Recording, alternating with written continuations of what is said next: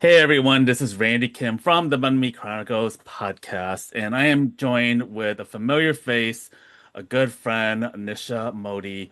Nisha Mody is a certified liberatory life coach, facilitator, and writer who supports people in cultivating as much compassion for themselves as they do for others, so they can stop shrinking themselves to be liked and start showing up for relational liberation. With a background spanning consulting, recruiting, speech language pathology, and librarianship, Nisha thrives on evolving and self improvement without shame and inspiring others to do the same. In all her work, she centers growth, relationship, and liberation as pathways for personal and societal transformation. Nisha is writing a memoir about her divorce. She coaches clients one on one and in groups and also offers workshops and coaching to organizations. And you can also follow Nisha on Instagram, which I'm going to send in the show notes. And also, we will be talking about her projects and so much is going on. And how I knew Nisha was back, I have to say 2020. At least that's what I think. Ish, yeah. This was during COVID lockdown, and I knew I knew you do the podcasting space originally when you had your podcast, Mhm. and I resonated a lot with your work in terms of um, understanding what wellness means in a very decolonizing um, mindset. Mhm. And I had you on my podcast a couple of years ago, and I really enjoyed this conversation. Many others did.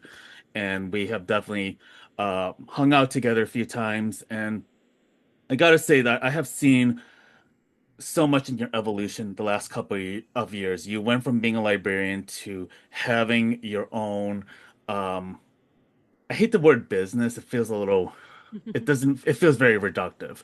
Um, like having your own um consulting work and you've been very much on social media quite a bit, and it's kind of funny because I have been jumping back into social media in a big way since coming back to the podcasting scene, and I'm like doing silly videos on TikTok and um posting touching grass stuff on Instagram and also getting more hot takes on the political end or on pop culture end or whatever. Yeah, I feel like I've been kind of on. So I think with that said, welcome to the show. And I also wonder about your relationship to social media because I see you on TikTok like every 10 seconds as I'm scrolling. I'm like, my God, like how many videos do you have? I think you and I are competing now. Yeah, thank you so much for the introduction. I'm so happy to be back. Yeah, I am on social media. I actually haven't posted to TikTok in quite some time. I feel like I get really intense on a social media platform and then I like leave it for a couple months. Like recently, I've actually been really active on Threads, which I'll probably Hmm. get back on. I actually like it because I feel like it's a way. I mean, everything is storytelling, and that's Hmm. something that as you know, I think that we're always doing. I even think that when I coach my clients, we're storytelling Hmm. together, in a different way. So, um, yeah, sometimes I get on that. I've been trying to do more Substack stuff lately, which probably might, ramp up in 2026. So, I just love to share. I've always loved to share what's happening with me. With that being said, social media can be exhausting. Hmm. And I do, like you said, I mean, I have my own business. Like that is how I make a living. That is 100, I'm 100% all in. And it is a precarious situation, but it is something I love and I'm so passionate about. It's been a weird year for my business, which I'm sure we'll get into maybe a little bit, but with especially because I work with a lot of institutions that get federal money and whatnot. But yeah, so my relationship with social media has evolved over time. But I kind of actually in the beginning of this year, I'm like, I am like so not going to be on this. I'm just going to post stuff on YouTube, blah blah blah, and it didn't really end up happening. I mean, I posted a few things, and then I just ended up getting back on the social media train. But I feel like I've kind of developed a better relationship with it in that I just see it as a way for me to tell my story and really ground myself into my values and what I think people need, during this time, and also what I have to offer and how those two things meet each other. So that's how I'm trying to see it.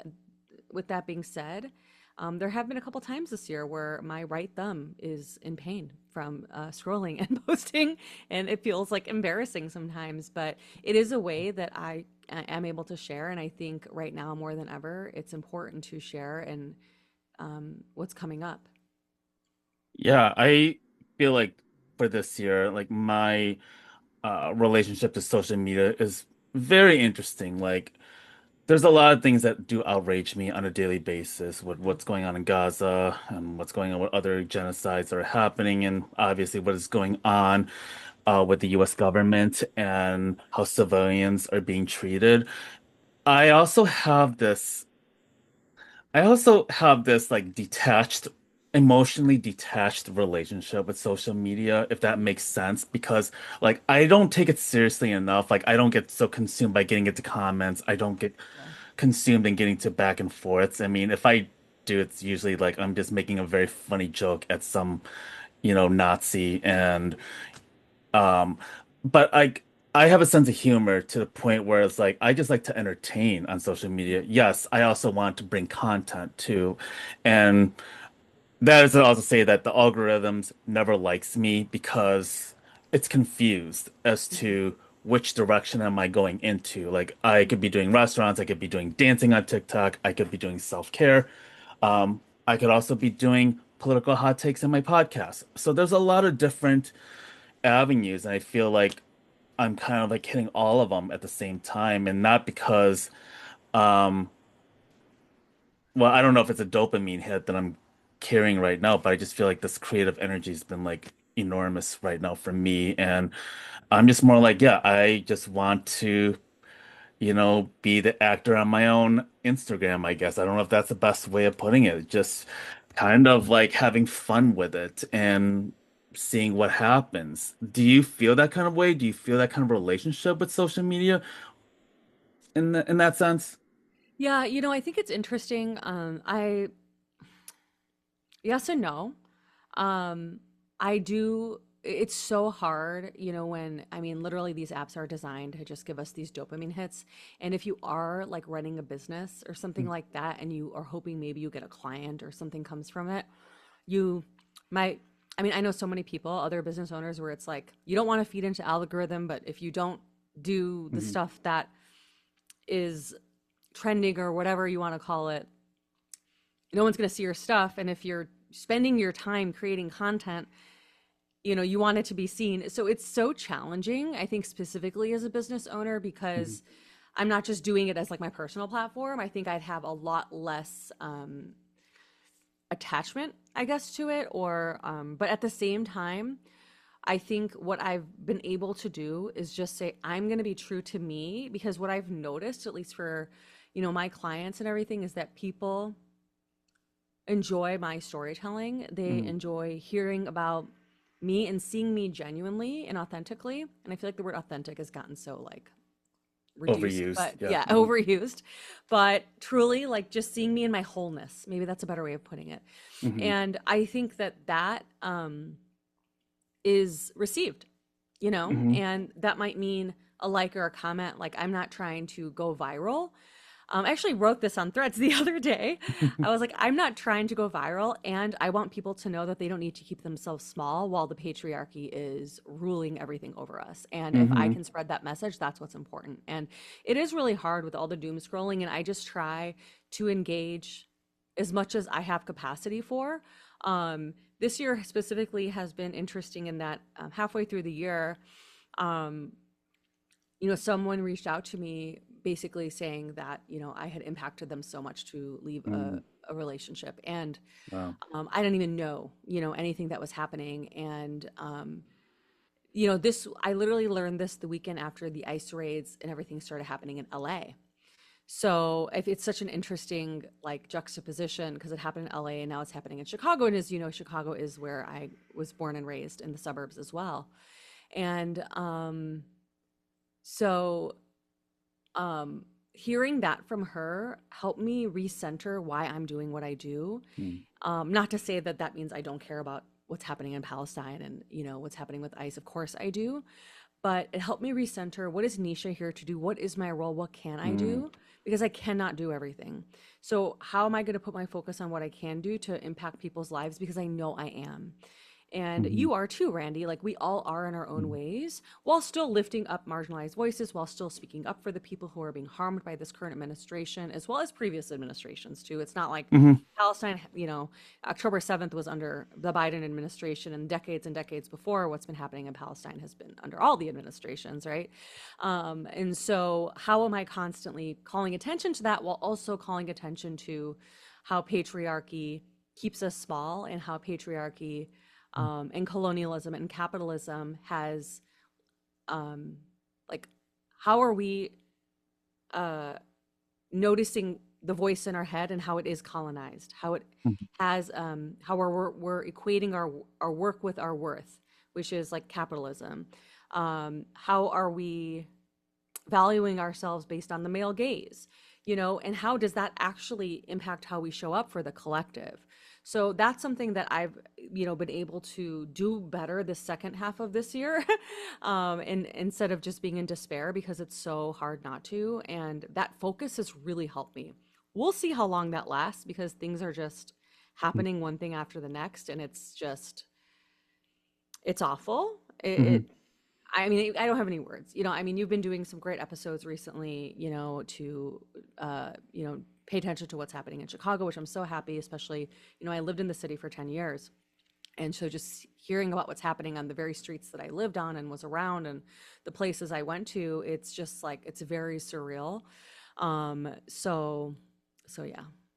Yeah, I really appreciate that. And I really appreciate you, sharing your experiences. And I always I always feel that like social media to me gives me a reason to meet people in real life. And Yeah. that has always been the intention Yeah. behind my connections. Like, I don't get fixated by how many followers or Yeah. all that fun stuff. It's like, it's a waste of energy. For me, I think it's the relationships that I've built. Maybe it's because it's us old millennials that have been trained to do things in real life, in Hmm. person. So I think that there's that component that feels very, like, I guess it's not necessarily old school. It shouldn't be old school because it is something that we all need for all generations in order for us to thrive and to create thoughtful partnering and collaborations. And um, I am interested in recently in the social media landscape that you've been sharing is your divorce, and you've been divorced for over 10 uh about 10 years already. Hmm. And you have been very open and honest about your first marriage and why it created so much trauma and what led you to leave and what you had to unlearn in those 10 years. And I feel like, when I had you on my podcast about maybe 4 years ago, I believe, we weren't really talking much about it. I think we were just glossing that over. Why do you feel like now is a good time to really talk about that past? Yeah. So, um, I started writing my memoir about my divorce about a year ago. With that being said, I've always been open about it because for me, it was the birth of Nisha, truly. Mhm, Like me being unapologetically me and me realizing how much of my life I have been in a trauma response.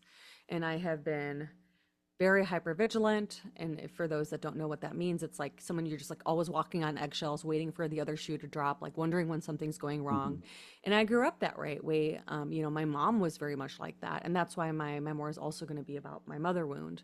And I grew up that way. And it's almost like this hypervigilance was normal to me.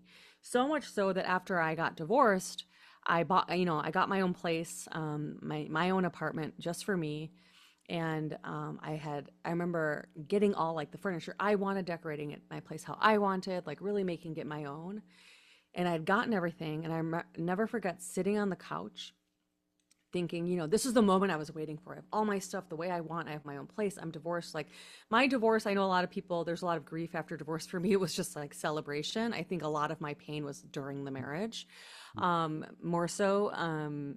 But I thought that would be the moment, but I actually found myself like bored. Like it's in boredom was dangerous to me Mm, because it was so unfamiliar because I feel like I just grew up around such hypervigilance and chaos to always mm, be worried about what someone's going to say or think or if I might be doing something wrong or someone's going to get mad at mm, me. And yeah, so I feel like after I got divorced, I went back to grad school. I started writing actually right as I got divorced. I finally, I say that, whenever I write my memoir, if anyone interviews me and asks me that the question that so many people ask writers, like, how long have you been writing?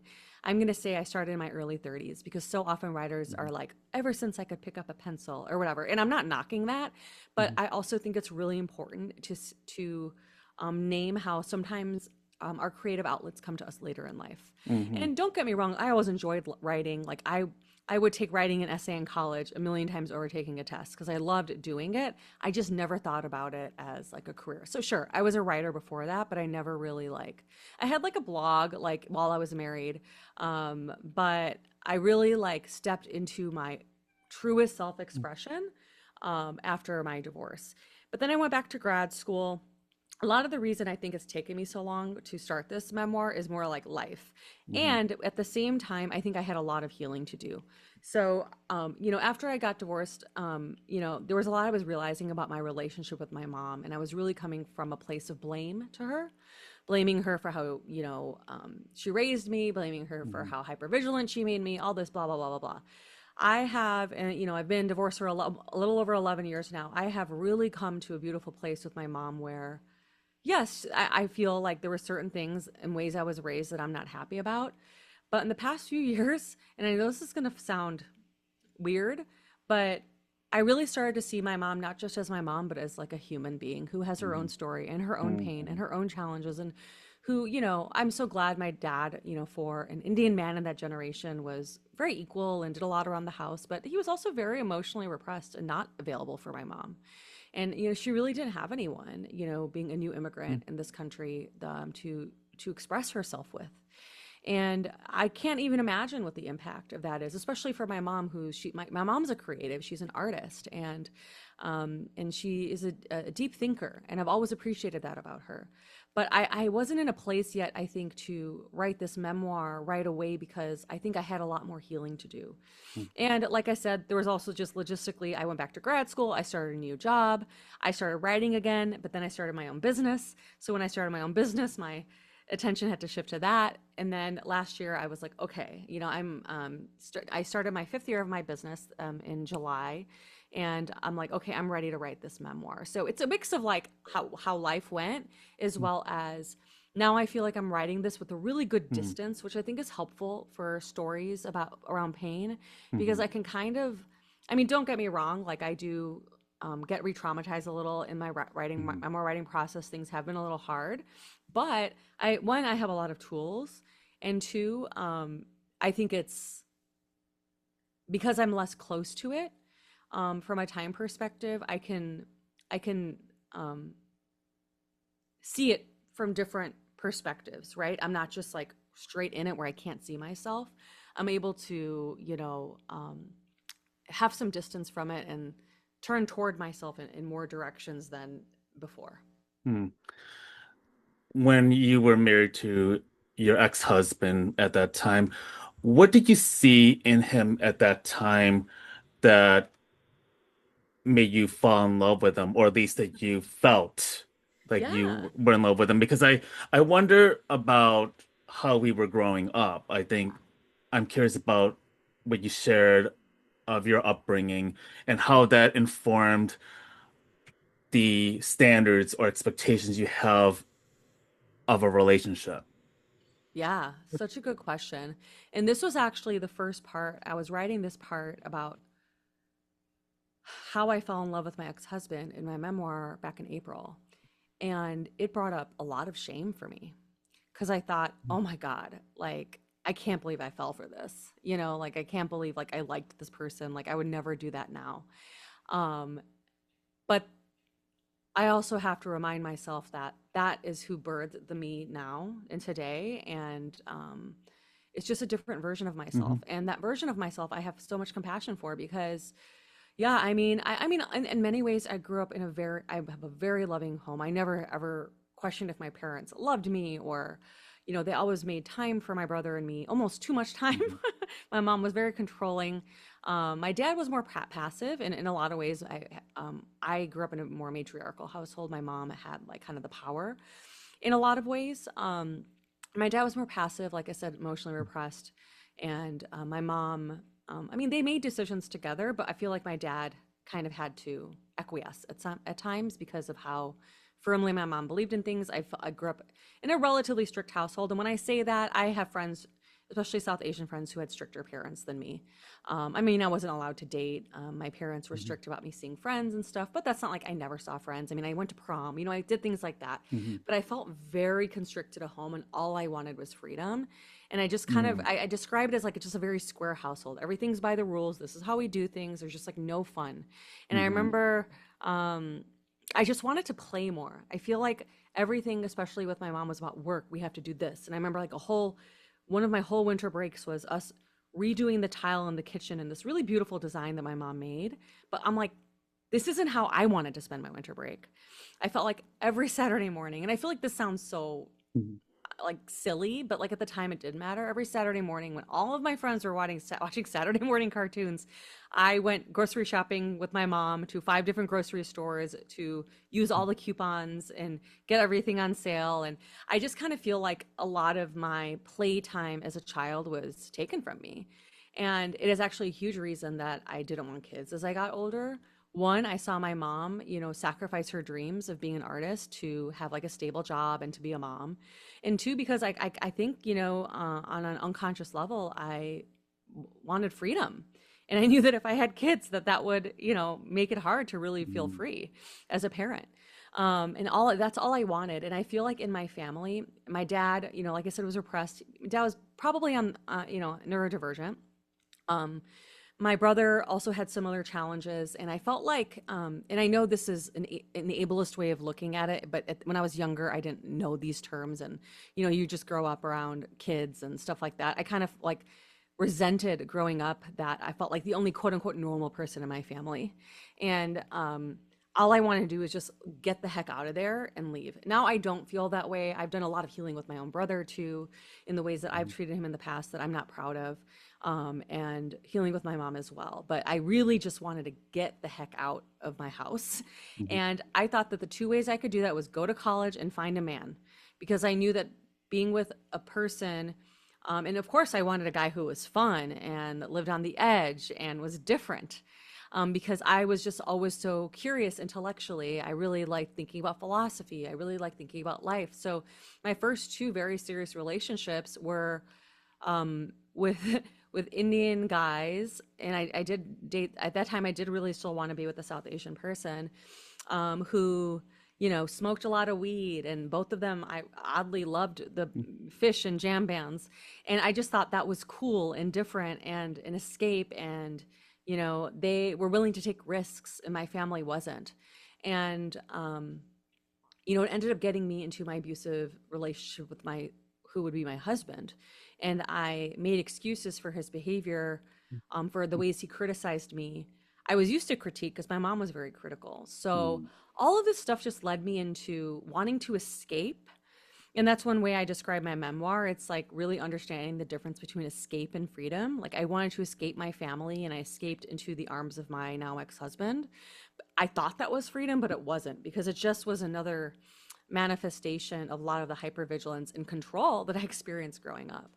And all I've ever wanted is that sense of freedom and liberation. And Hmm. that's why I'm writing about my divorce and marriage, because leaving that relationship actually gave me the freedom I was finally seeking my whole life, to not be constrained by what other people's rules are for me, but make my own constraints. Like I get to make the rules. I get to see what I'm gonna do, and the boundaries I'm gonna make myself, not ones that are dictated by somebody else. Hmm.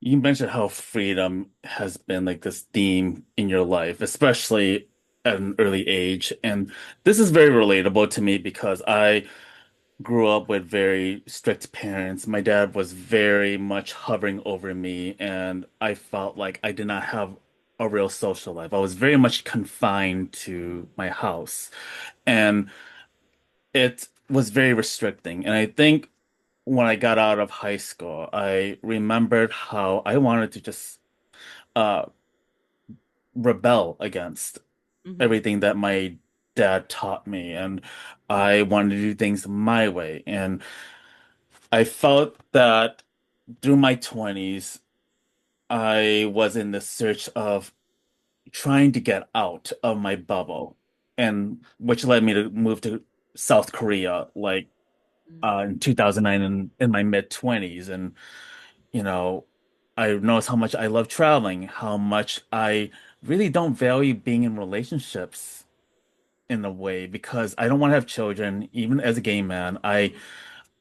I don't want to feel like I'm being confined because I Hmm. felt that control from my parents early on. And I think that sends an activation signal that says, Absolutely. this is like, no, I don't want to be like pushed down. I don't want to have to like water down um, my personality and my ambitions to make this person feel comfortable. Although, on the other hand, there's a people-pleasing tendencies with me that comes into play on other things, which, obviously we could probably talk about. But yeah, I also think about that last conversation that we had on my podcast. I do remember your husband was trying to get you to take on things that he liked rather than what you wanted to like or discover.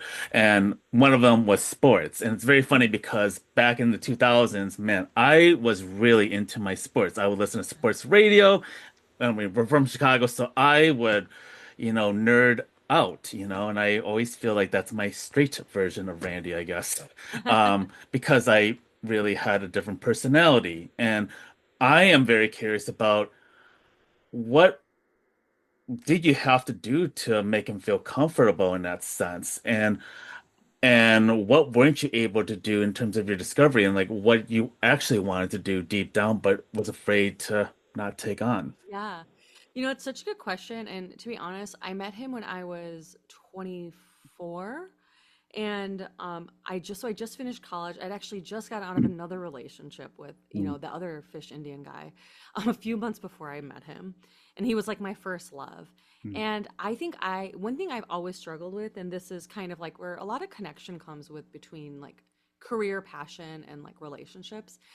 Ever since I was younger, I really struggled with like the what do you want to be when you grow up? Like I would mhm, go to the library and I remember exactly the section where there was like all the career stuff because I needed to figure it out, mm, especially growing up in a household where my dad was an engineer and he was always an engineer. Like that's who he was.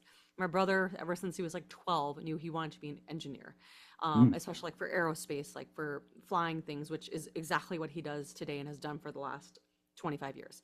My mom was an artist, and while she didn't pursue it, it was her passion, right? And so I kind of just felt like, well, what's mine? And I didn't know. And I really struggled with like, what is my passion? And when I met my ex-husband, I was still struggling with it and trying to figure it out. But instead of like encouraging me or helping me think of ways or just being supportive of me trying to find what I wanted, he basically told me I had no interests, that mm, I my friends were boring, and this is very like abuse 101. This is what mhm, abusers do. mhm, And he was talking about how he had such strong passions like mhm, music, sports, and that, that's what he loved. And so I basically just kind of realized that if I wanted to be with this person that at that point I really liked, um, I was going to have to kind of like what he likes because like he was so passionate about it. So we would go to sports games together. I, would listen to 7:20 a.m. with him. mhm. That's how I, got into Harry Yurko, I think it was Stacey like King and Stacey King, Harry Yurko and Dan oh yeah, McNeil. yeah, yeah. Yeah, I They were remember like that the show. yeah, That they was were AM like the two 1000. band. That was AM Yeah. 1000. That was AM one. I was like, yeah, I Yes. would listen to that too. That was like the ESPN one, right? Yes. Yes. And there was I will say there was a lot of joy in it, and it's not like I hated Hmm. sports before or anything. I mean, I grew up in Chicago in the '90s, right? Like, I mean, Hmm. who wasn't a massive Bulls fan? And so I was like watch the Super Bowl every year. It's not like I hated sports or anything. So it just was like I got deeper in it with him. I even like started managing his fantasy football teams.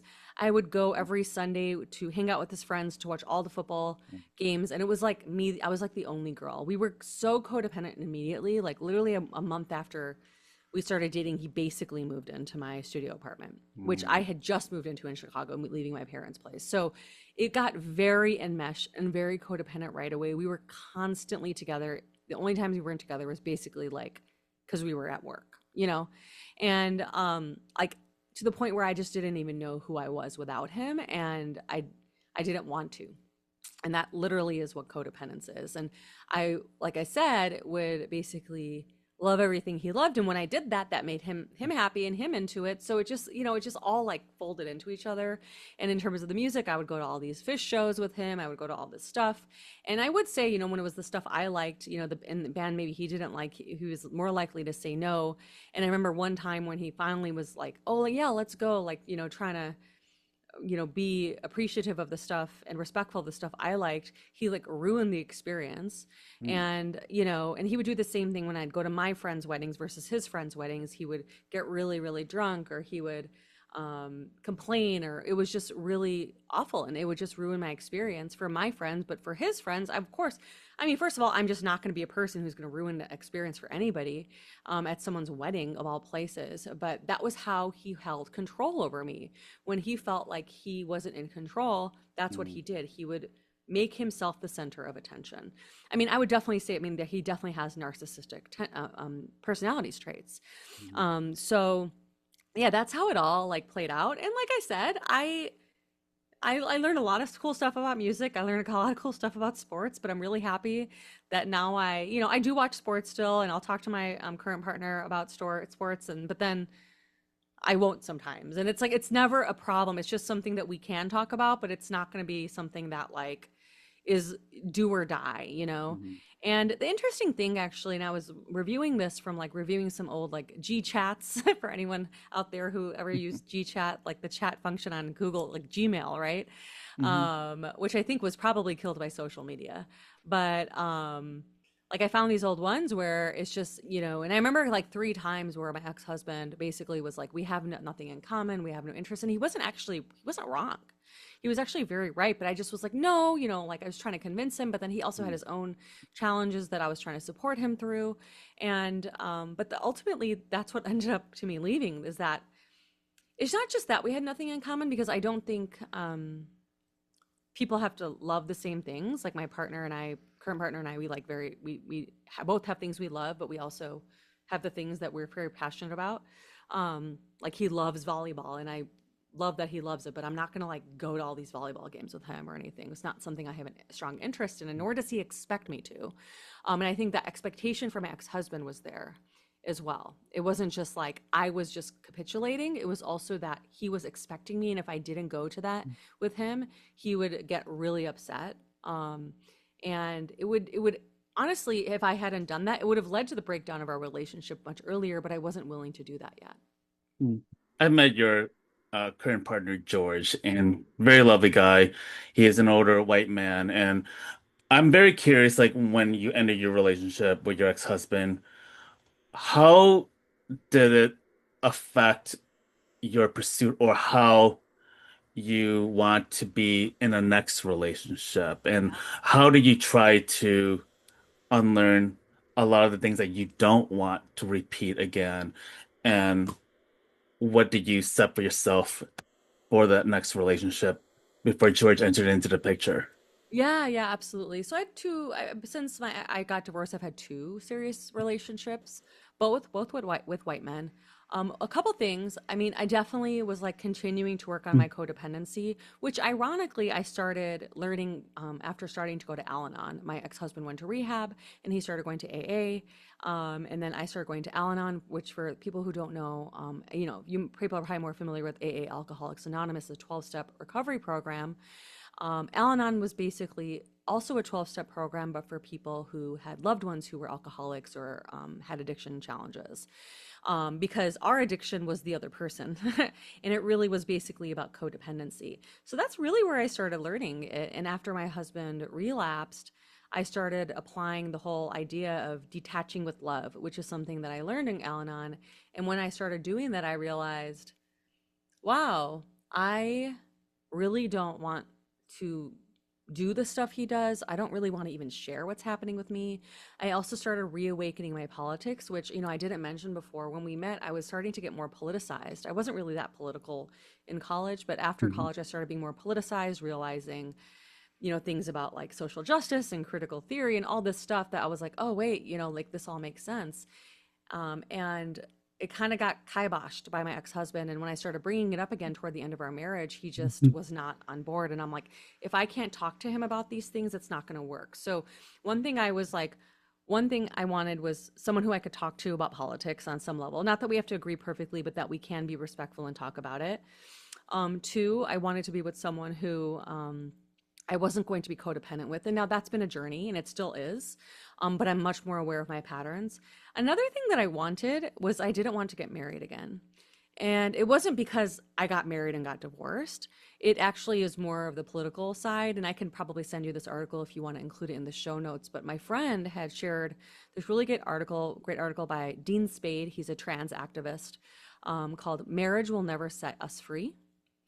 And it was actually on the heels of when gay marriage was legalized in California. Mm. And his whole point was that gay marriage is basically assimilating to straight marriage, which assimilates to the state, what the state wants from us. And from a political angle, it just made me be like, I don't want to get married. And on top of it, I am a heterosexual person. And there is the patriarchy. I also realized I didn't want kids. So I literally on my dating profiles wrote, I don't want to get married and I don't want kids. And that pretty much rules out most South Asian men, I'll be quite honest, Mhm. which who at minimum want to get married, if not want kids. So in a weird way, it's not that I didn't want to be with an Indian guy. I mean, I did for the longest time, but I also know that most of them want at least one of those things. Not everybody, can't always make a blanket statement, but there is a pattern, right? And yeah, I just feel like after I got divorced, I was like, marriage is just money and things. And I'm not knocking on people who want to be married, get married. I wanted to, you know, but that's what it felt like for me after this experience. So those are the things that after I got divorced, I like committed to. And I think the hardest part has been like just making sure to continue to work on and be aware of my codependent and people pleasing patterns, which is, literally what all of my clients struggle with. And, one thing that they say in Al-Anon and probably in maybe all 12-step rooms is if you spot it, you got it. Like if you could see someone else's codependent or people pleasing, it's because you are the same way. And I think one of the most beautiful things I get to do now because of everything I went through is to help people unshame, first of all, from having those patterns and understanding the influence of their own trauma, intergenerational trauma, Mhm. patriarchy, capitalism, all these systems. This is why I call myself a liberatory life coach, because I tie the systemic to the interpersonal. And just to see how that's impacting us, because it was so impactful in my life to realize, like, I don't want to live in these codependent relationships, even not even romantic, but even friendships. My Mhm. mom, like, lots of Mhm. relationships can be codependent, not just with your romantic partner. Yeah, and also with George, him being a white man, or in the previous white men that you have been with, there's always this is a topic that I really cannot speak on, but I know that there's so much to be said about Asian women dating white men, and how there's a whole tanglement with this discourse, and how does your partner understand white privilege Mhm. and understand your experiences being a South Asian woman. And so I'm very curious about like having these very tough conversations, and Mhm. also how it looks from an optical lens from the community. Sure. Yeah, I think thankfully I'll start with what you said last, from my community and my family, they've been extremely accepting, thankfully, of him. I haven't had any challenges. If anything, my mom just wants us to get married, but I think she's gotten over that. Um, I don't know, maybe it'll happen one day. Maybe A someday. spiritual marriage, just Yeah, kind of sure. try to like let it conjure in her head. Yeah, I think she's just happy that I have someone who cares for me and Mhm. will be there for me and show up for me. I think that's at this point, she's just very happy about that. I even brought him to India and we're not even, which was, I was even scared that I'd get judgment, like we were dating. And I was even surprised my mom was cool with it. I mean, we've been together for over 7 years, so it's not like I was with him for a year. But they were very open and accepting of him. And I will say, if I brought like a black guy or a Muslim guy, because I grew up Hindu, like to India, like that would be a very challenging thing, so there is that anti-black and anti-Muslim, sentiment. I just want to be very honest about that from a racial perspective, that me being with the white guy is does make certain things easier to navigate for family dynamics and community dynamics. Though I know that, like, I know there might be a lot of South Asian or just people of color in general who have more challenges with that. But thankfully, my family, I have not had one person that has had an issue with it. In terms of our relationship, I mean, I've always been very conscious of that ever since I started when I was dating people. It's like, do you understand your privilege? What work have you done? And I always, like, from the get-go, felt that George had done his work and research. I remember one time, actually, I was talking about like where, because I'm Gujarati, which is like kind of like west-ish India, and I was like talking about it with him, and he was like, "Oh yeah, it's like at this part, and this is what's next to it." I was like, "How did you know that?" He's like, "Oh, after we started dating, I made sure to like look at a map of India and like see where everything was." And I was like, "Oh, I mean, to be honest, he probably like maybe knows more than me," and I just appreciated that he was willing to do the work himself. That I didn't. I've never had to felt the need to over explain my cultural experience. I mean, I'll explain things to him, and I've actually been very straightforward with him with that. Yeah, I wanted to be with the South Asian guy because they just get things that you're not going to 100% be able to understand. And he totally gets that. Like, he did not grow up as a South Asian, not even just as a South Asian person, but a South Asian person in America, which is also different. If I was with a South Asian guy who's from India, and never, had grew up in the States, especially younger, there would also be a challenge and a differential there. So he's always been very understanding of that. And even though there's certain things that I know that he has never had the experience with, I've I would rather, and not that there are no other options between my ex-husband and my current partner, but I would rather take that than being in an abusive relationship any day, because Mhm. he's just extremely understanding, patient, curious, looking up stuff, Mhm. trying things, very open, minded, and also very conscious of systemic inequity and disparities. He grew up pretty working class. I mean, I think actually I grew up, with more income, or I mean, in terms of my parents, more income security than actually he did. And he actually grew up in Westminster, which you might be familiar. It's a really large Vietnamese community. And so he told me his high school was like 1/3 Vietnamese people, and he's older than me. So that was like the early 90s. And I was like, really? That's like shocking to me. So I think that also has helped, because he just grew up working class, and he also grew up around so much diversity. Like, he was on the basketball team, and like it was mostly like Vietnamese kids, that he was Wow. playing with and stuff. So, I think that that is normal to him, whereas I think a lot of people that maybe grew up in the white suburbs that I grew up in, it's like not as normal.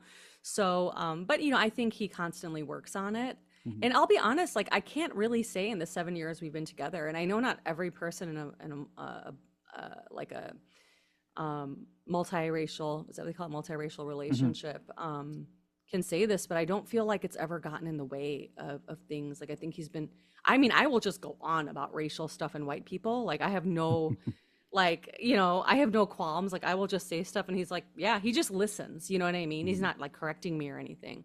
So I think that so far so good. It hasn't become an issue, but it was something when I was dating that was very cognizant of, is that I want to make sure that this person is, one, is willing to do their own work, and two, I'm not going to be scared to talk about that. Because one time I've said Mhm. certain things about like white folks or just white people and white privilege, like in front of him and my mom. And my mom was like, "Aren't you afraid to say those things in front of him?" I'm like, if I was afraid to say those things in front of him, then he's not the person for me. I was like, he's never Mhm. made me feel bad, about saying those things, because Mhm.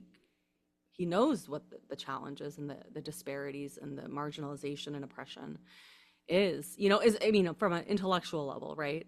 And he's willing to listen.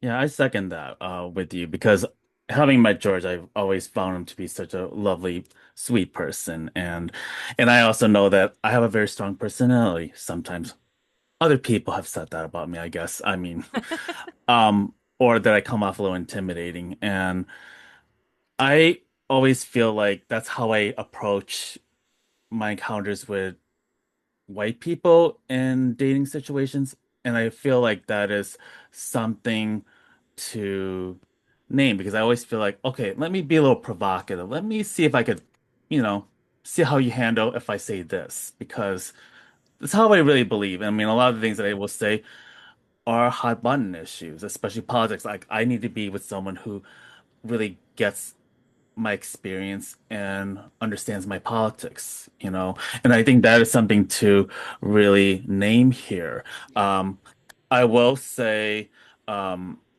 after your marriage, you also had to deal with the death of your father. And Mhm. as someone who is still mourning the loss of my brother, like earlier this year, and I know like it's also been a decade since your father passed, like how did grief affect you personally, but also how you navigated in relationships, because I think that it really does a lot of it Yeah. it sneaks in everywhere. I mean, I think I wrote something about how grief is like the uninvited guest. It just like you learn how to have to still take it with you. You can't just get rid of it. Come it comes at you when you're in the shower, when you're taking a walk, or in a movie theater. Like I'm very curious about like the aftermath of your father's death and how grief has really been this has been this journey for you. Yeah. So yeah, my dad it'll be 13 years this December since my dad passed away. And it's been it's so interesting. I actually think the first 2 years. So my dad died. We were on vacation in India and he got sick and he died. It was just very unexpected and very shocking because my dad was very healthy. And like it was within 8 days of him Mm, entering the hospital. He passed away. And my ex-husband was there. He was sober at the time. Um, and it's hard for me to separate these things because it was just wild how all this happened together. But, then after we came home, basically like we had moved in with my mom for a few months. And that was really hard for my ex-husband, especially dealing with the sobriety and again, not being in mm, his space, not having control. And it was just challenging. And that summer he relapsed. And then that October, I asked for a separation. So less than a year after my dad died, I basically, like, I asked for the mm, separation, but I was like 99% sure that we were done. We did go to therapy, couples therapy, because I just wanted to make sure that I'm like, am I missing something here? Is there something to be salvaged? But mm, I didn't feel that way. So then a year after my dad died, I asked for a divorce.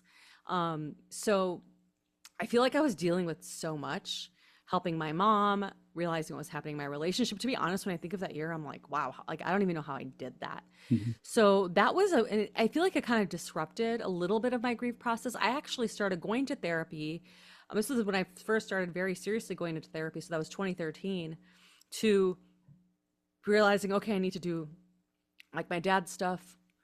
I mean, I'll also say this with my dad, mm, um, we weren't, it's not that we weren't close, but like I mentioned earlier, my dad was very emotionally repressed. He wasn't a talkative guy.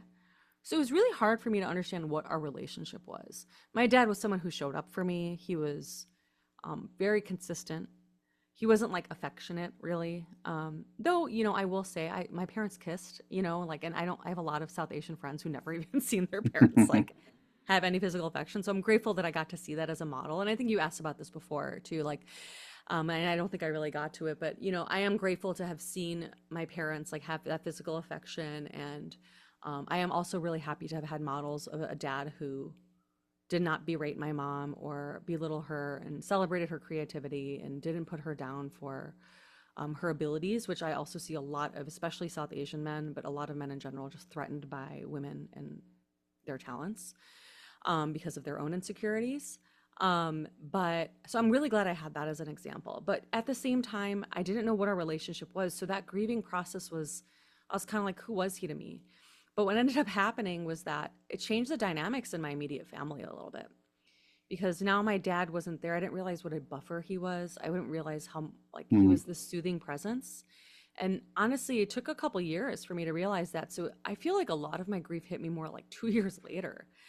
And also, like I said, in that first year, I was navigating my marriage because going back to, I started seeing a therapist about my grieving my dad, and it just within 1 or 2 sessions just went to my relationship with my husband mm, because that's what was the challenge. I mean, I think we literally I started therapy with my therapist a few weeks before my husband relapsed. So that was the mm, most dominant thing. And, you know, by that time, 6, 7 months later, a lot of the stuff like logistically that I had to help with my mom, we moved out of my mom's house back to our place. You know, like a lot of the logistical things that we had to manage after my dad's death to support my mom were managed. And my mom was healthy, living alone. And, you know, yes, there was the grief. And I would go to my mm, mom's house much more often to see her and visit her and stuff. But I feel like the grief hit me more a few years later in terms of realizing who my dad was to me, realizing like I remember when we were at the hospital in India and he had died. And I remember when I was 31 at the time, yeah, 31. And I remember thinking, okay, and this was like probably within a day that he died. I remember thinking, okay, my dad's been alive for 100% of my life with me. That means in 15 years, you know, or in another 30 years, he'll only have been with me for half my life. Like he won't know what half my life has been. mm, And it just really made me mad, mhm, honestly. Like it made me so angry that he wouldn't, and sad that he wouldn't know what was happening. Like I get so sad. I mean, I still am very sad that he can mhm, never meet George, you know, or like know what's mhm, happening in my life. But I also really, on a spiritual level, do believe he does know, you know. mhm, But another thing that like was interesting that was hard for me to lose my dad was because, you know, to be frank, I had to deal with my mom alone. Like mhm. he was a buffer. Um, and now I had to deal with it. And also I was mad at him. I'm like, you left me with her.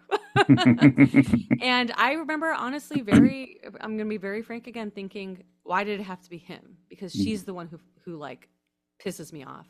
Like my Mhm, dad would have just been chill. Like I would have lived with my dad. You know, yeah, he wasn't very communicative or emotional, but he wasn't like controlling and overbearing, you know? mhm, So I could have easily lived with him, but there was no way I would want to live with my mom, especially at that time. So I was really like mad at him. And I was like, I kind of wish it was the other way around. Now I've done so much beautiful healing with my mom that I'm so glad that, you know, whatever happens to my mom, you know, my mom's 78 now. So she's, you know, feeling mhm, the age big time and, you know, in preparing for her own, you know, stuff in her own way. And I am too. I think about it. It's hard to lose a parent and not think about the other one going because I think it's just impossible to not think about it on some level. mhm, Um, I'm so glad that I've had these 13 years with my mom to heal with her. Like mhm. at the time I was mad. I was like, man, he left me with her. I can't believe I have to do this. But yeah, I mean, my grief has evolved and I miss my dad so much. Like I still cry Mhm, about him. I think about him every day. I think about the stuff I want to tell him, you know. I think about, like I said, George and all this stuff, but I also feel like he's very much with me. And I love, and it doesn't happen often, but I love when I have dreams of him mhm, because the dreams are always like so happy and he's always just so happy. And I really do feel like his spirit like is liberated and he's with me. mhm, So, yeah, it's been such an interesting journey because of how our relationship was. mhm, I think it'll be very different with my mom. Like, I don't know. I think it's going to be really very different. I think actually initially it's going to be hard, but also I have no idea. And as you know, like it is that uninvited guest, like Hmm. grief happens in ways that you will never know. And just because Yeah. it's one parent, like I have a very different relationship with my mom, it's going to be very different, you know. And also when my mom passes, I'll have lost both my parents, you know what I Hmm. mean? Hmm. So, yeah. Yeah, I really appreciate you sharing your grief journey as well, and how that has helped to how that you were able to use your grief to help mend the wounds between you and your mom. And as someone who's already going through it, and now I got to deal with the first of Mhm. Thanksgiving, Christmas, then the 1 year anniversary. It's coming up very quickly, and I think that has definitely Yeah. been on my mind. And yeah, I still get very emotional. Just hearing your story Mhm. does get my get Mm. eyes watery a little bit there. But like, I think, I think that there's still so much to navigate through. I also find myself changing a lot the last couple of months. I feel like I have been tapping into more of like a big brother side of me because I Mhm. wish I could have been that way to my brother early on in a sense that he struggled with. So, I mean, that's a whole nother story. Maybe Yeah. I'll do this in maybe I'll do this in a storytelling stage one day. Um, but Yeah. like I always felt that like you overcompensate. At least I overcompensate for what didn't happen when he was living, so I think about that Mhm. quite a bit, Mhm. and also having to step away from my job and then taking a dive into the podcast and just really focus. But Yeah. yeah, I mean, grief has been a challenge. I mean, it's an everyday ongoing thing. And also I do, like, both of my parents are still living, but that does come up for me quite a bit as Yeah. I'm in my 40s and people around me, and I know Yeah. for in your case, being in our 40s, there are expected deaths and unexpected deaths, and Yeah. that has been happening a lot in my world through acquaintances, people that I've been friends with, and it's like, okay, how do I think of gratitude for what I've learned with these people? Maybe the grief won't hit me as the way it did with my brother, but like how do I, manage my thoughts about this, right? So yeah, I know as we start to wrap up, tell me some of the things that you have been doing Mhm. lately that you're preparing for 2026. And I gotta say, I know the last time I you were on my show, you were just taking the leap of faith to go into this Yeah. world. And I know it's very uncertain right now with, you talked about the lack of funding for institutions. Yeah. I know it's been hard for me to try to get into universities to do talks like I used to because Yeah. DEI is getting dismantled and there's a whole nother, reworking. And yeah, I just wonder about like how has that been for you the last few years, but really now going into 2026. Yeah, absolutely. I'm still doing my work with libraries about trauma informed care and just wellness and well being. And I'm also expanding outside of libraries. And I want to share my story like I shared with you, just to show how, especially as a South Asian woman, I can carve my own path that's unexpected. And I can be someone who doesn't get married or have kids and start my own business on my own. And that's still a definition of success. I don't have to be the VP of some Bank of America with 2.5 children and, whatever.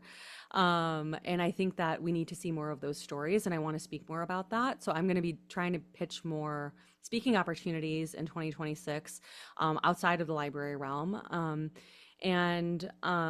also going to be working on my book. I'm hoping to have most of the first draft done by the end of this year. I'm working toward that. I'm writing 10 pages a week right now. Um, So I'm continuing to do that. I'm actually really excited. 2026 is for me is going to start with being in Japan because my partner is going to be on sabbatical, going to Japan for about 5, 6 months. So I'm going to go there. So I'm actually wow. really, to be honest, happy to just leave this country for a minute.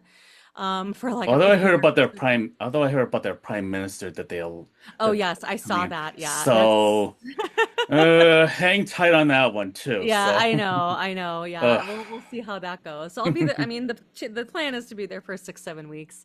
mhm, So yeah, that's going to be happening, and yeah, I'm excited to be doing more speaking. I also have a signature program called Meet Yourself that I'm hoping to be doing a few times a year, for people who are interested in my work and just want some foundational knowledge about how they could support themselves to stop shrinking themselves and to start mhm. being seen, and stop performing and hiding behind masks, and so that they can be in integrity without being scared to be who they are. So that's what I'm doing, and I'm always open to one-on-one clients. So yeah, that's what I'm doing. If anyone out there knows anyone who wants an inspirational speaker or is curious about my work, I'm sure Randy will put all my information. Absolutely. And also, I hope that people follow you and, follow your current work that you are providing, and which is amazing, by the way. I've always been a big fan of your work, especially on social media. Are you going to do any dancing on social media? You almost It's so about to funny. I was forgot. thinking about this. I remember I love your encouragement on my dancing, and I was doing those. I don't know if you saw those I like love it. the outfit of the day things, and I realized I kind Hmm. of stopped doing that. So I think I might start doing it too. But I probably Yeah. should start doing some more dancing. I've kind of gotten away from that, and I think my inner child needs to have some movement. So I always appreciate the reminder from you, Randy. Yeah, because I have done a few of those like in the past year. You know what? Like I should do it too. I should just blow bubbles to 90s nostalgia songs too. And just be very silly because like I get angry enough as it is with Yeah, this we need world, it these days. and we need a release. And I also feel like I need to entertain people so we can keep people alive here and not Absolutely. lose our minds. And Yeah. yeah, what would you say to the Nisha of 10 plus years ago? What would you say to her before divorce? You are going to bloom in ways that you have no idea about. Thank you so much. And everyone, thank you so much. I hope that people get to listen and follow your work, and all the best to you as we wrap up 2025. Thank you, Randy. I appreciate you.